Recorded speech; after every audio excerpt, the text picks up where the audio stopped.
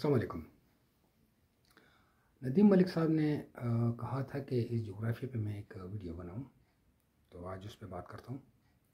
आज से तकरीबन 1500 साल पहले चीनी सियाह ह्यूंग सांग इस इलाके से गुजरा था। वो चीन से होता हुआ ताजिकिस्तान, ताजिकिस्तान से होता हुआ अफ़गानिस्तान, वहाँ से दरिया खैबर के ज़रिए होता हुआ स्वाबी जहांगीरा, स्वाबी मर्दान और चार सदा इस इलाके में दाखिल हुआ। हंड के पास से उसने दरिया सिंध को क्रॉस किया, पंजाब, मशरक़ी पंजाब, मगरबी पंजाब यानी पाकिस्तानी पंजाब और इंडियन पंजाब से होता हुआ वो बाहर गया, बुध गया बाहर, क्योंकि वो एक तालिब इल्म था और वो वहाँ के मदरसों से इल्म हासिल करना चाहता था, महात्मा गौतम बुद्ध के मज़हब का।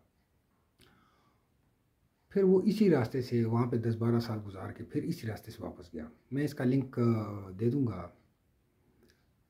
कमेंट में, तो आप देख सकते हैं। आखिर सोचने वाली बात यह है कि बिहार से तो चीन बहुत नज़दीक है, फिर वो इतना बड़ा कावा काट के यू की शक्ल में सफ़र करता हुआ हज़ारों किलोमीटर एक्स्ट्रा सफ़र करता हुआ वो क्यों गया। और ये उस ज़माने की बात है जब ख़तरात बेइंतहा थे और सफ़र करना इंतहाई दुश्वार था, तो फिर क्यों उसने इतना लंबा कावा काटा।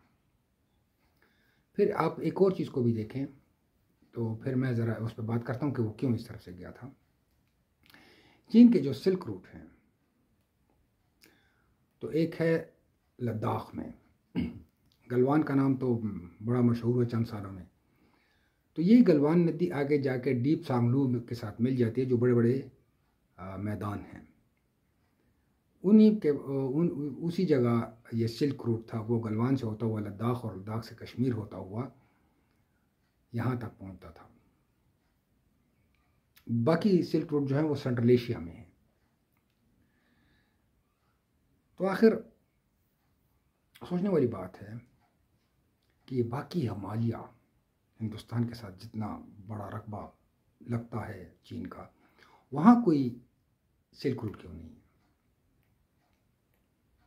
इसकी एक ही वजह है कि वो इतने दुश्वार गुजार रास्ते हैं कि वहाँ से किसी काफ़िले को गुजारना मुश्किल है, मुश्किल नहीं नामुमकिन है।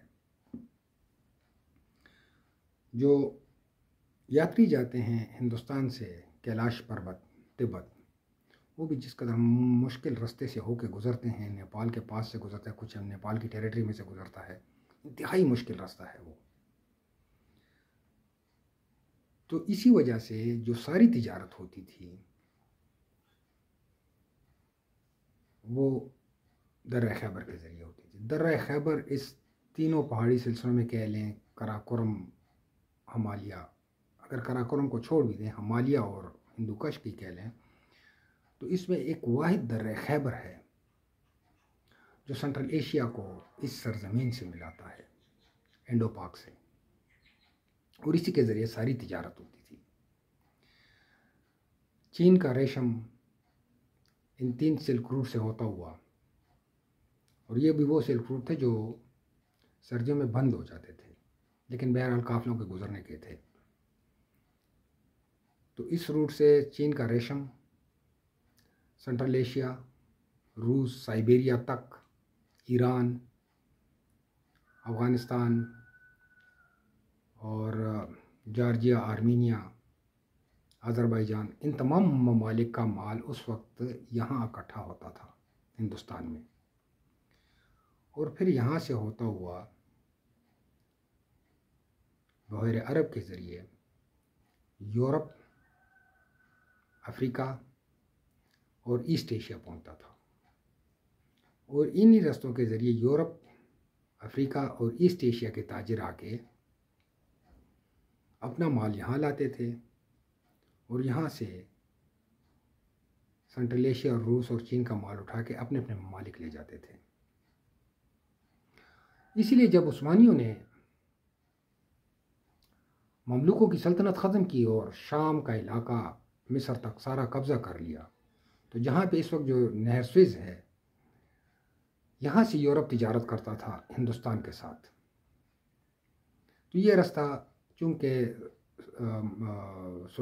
उस्मानियों की यूरोप के साथ मुसलसल जंगें थीं, तो ये रास्ता बंद हो गया यूरोप के लिए। इसीलिए फिर एक तरफ वास्को डे गामा और दूसरी तरफ कोलंबस की मुहिमात शुरू हुई। बहुत से निकले हैं, लेकिन ये दो मशहूर हैं, जिनका नाम ले रहा हूँ।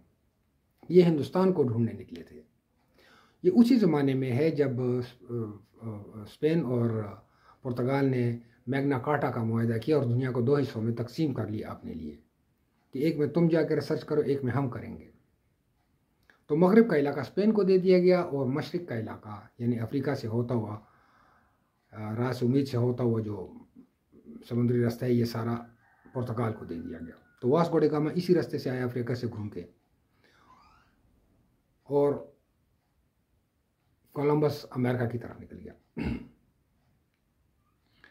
अब इसी तनाज़र में सोचे कि जो उस वक्त यानी इतनी बड़ी यानी सारी दुनिया की तिजारत तकरीबन मालूम दुनिया की तिजारत इसी रास्ते से होती थी, दर्रे खैबर से। और दर्रे खैबर की जो कलीद था वो ये इलाका था स्वाबी मर्दान चारसदा, जो दो तरफ दरिया जिसके और दो तरफ पहाड़ हैं।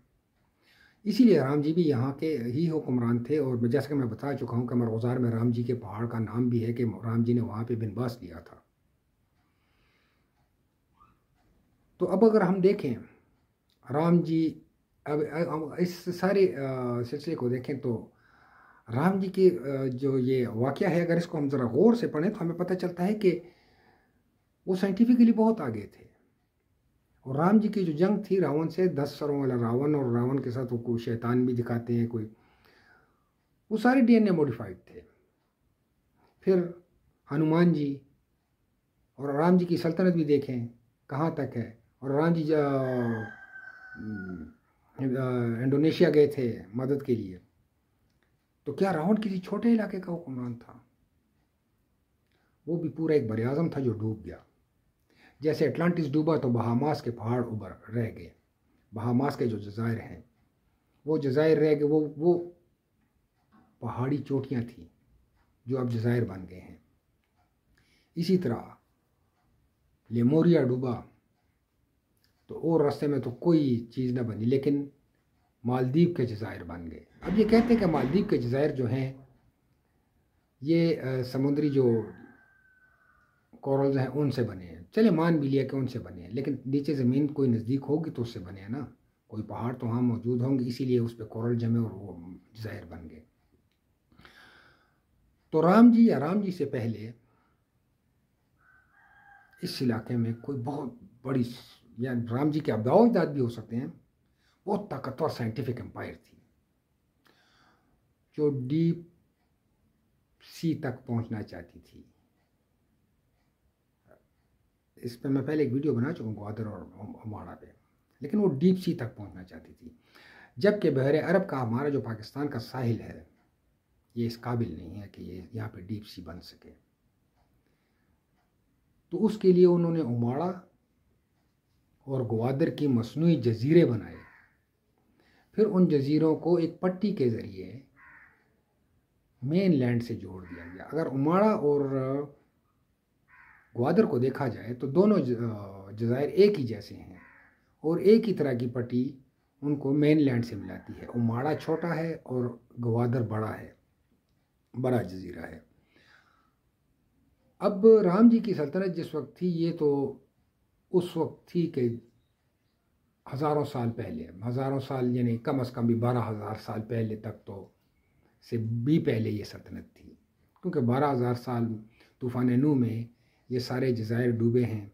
ये लेमोरिया का जजीरा भी डूबा, लेमोरिया का बरआज़म भी डूबा है, एटलांटिस भी डूबा है, तो इससे तो पहले ही थी। फिर इसके बाद महाभारत की जंग हुई है जिसमें मोहनजोदाड़ो और मोहनजोदाड़ो को एटम बम मारे गए। और इसी तरह जो है अरब के सहराओं में भी एटमी जंग के आसार मिले हैं, ताबकारी के आसार मिले हैं। तो ये तो बाद में था, ये राम जी के बाद में था। तो राम जी से भी पहले कोई, या राम जी के वक्त में ही कोई, यानी अब इस पे हम कंफर्म नहीं हैं, कोई ऐसी ताकतवर साइंटिफिकली ताकतवर एम्पायर थी टेक्नोलॉजी वाइज जिन्होंने इतने बड़े जज़ायर बनाए ताकि इस सारी तिजारत को आसान किया जाए, ज़्यादा पैसा कमाया जाए। अब मैं इसमें एक मिसाल आपको और देता हूँ। 1549 1549 में, हाँ हाँ 1549 1539 1539 में शेर शाह सूरी को हुकूमत मिली। अब अगर मैं इसमें थोड़ी गलती कर गया हूँ तो मैं माफ़ी चाहता हूँ, क्योंकि बहुत सारी चीज़ें होती हैं तो हर चीज़ को एग्जैक्ट याद नहीं रहती। तो 1539 में शेर शाह सूरी ने हिंदुस्तान की हुकूमत ली। 6-7 साल उसने हुकूमत की, 45 तक। और उसने जो शानदार कारनामा किया वो काबुल से बंगाल तक एक सड़क बनाई, ग्रैंड ट्रंक जिसे कहते हैं। और इसने हिंदुस्तान की तिजारत का रुख ही तब्दील कर दिया, क्योंकि जो ईस्ट एशिया से जो जहाज़ चलते थे तो वो हिंदुस्तान और सारा वो हज़ारों किलोमीटर का लंबा रास्ता काट के बहरे अरब तक पहुंचते थे। फिर ये हुआ कि उनको बंगाल में ही रूस, सेंट्रल एशिया और चीन का माल मिलने लगा। तो इस तिजारत ने बहुत ज़्यादा बूस्ट किया और अपना माल वो बंगाल में छोड़ जाते थे, जो इसी ग्रैंड ट्रंक से होती हुई इन ममालिक तक पहुंच जाती थी। तो उस वक्त शेर शाह सूरी के बाद जब मुग़ल आए तो मुग़लों की जो आमदन थी वो सारी दुनिया की जितनी आमदन थी उसका कहते हैं कि 26% था, या कोई कहते हैं कि 30% था। अगर हम 26% भी कर ले तो 1/4 आमदन सारी दुनिया की उस वक्त सिर्फ यहाँ पे थी। अब अगर सिर्फ आप इस वक्त की ट्रेड ले लें तो अबनाए मलाका से उस तरफ जितने ममालिक हैं, जिसमें जापान, चीन, इंडोनेशिया, मलेशिया, सिंगापुर और ये सारे ममालिक शामिल हैं, ऑस्ट्रेलिया भी इसमें शामिल है, तो इन सब ममालिक की जो आमदन है वो इस वक्त दुनिया की जीडीपी का 30% है। और सिर्फ अकेले हिंदुस्तान की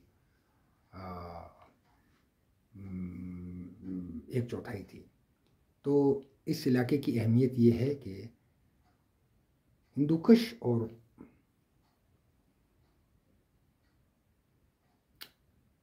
महामालिया में कोई कुदरती गुजरगाह नहीं थी जिसके ज़रिए तिजारत हो। तो कुदरती गुजरगाह एक ही थी, दर्रे खैबर। ये जो दरिया काबुल आता है और इसके साथ साथ जो रास्ता आता है अफ़गानिस्तान से, ये वाहिद रास्ता था और ये इसी रास्ते की वजह से हिंदुस्तान इतना अमीर हुआ। उम्मीद है मैं आपको अपनी बात समझा गया। अस्सलाम वालेकुम।